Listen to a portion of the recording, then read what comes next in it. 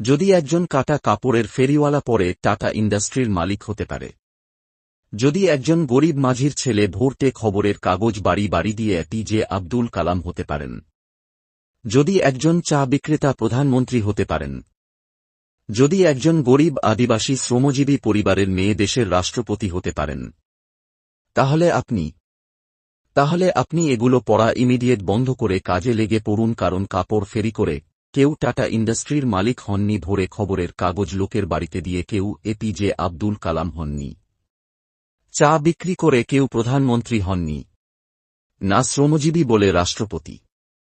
এগুলো শুধু তাঁদের শুরুর দিকে কাজ মাত্র।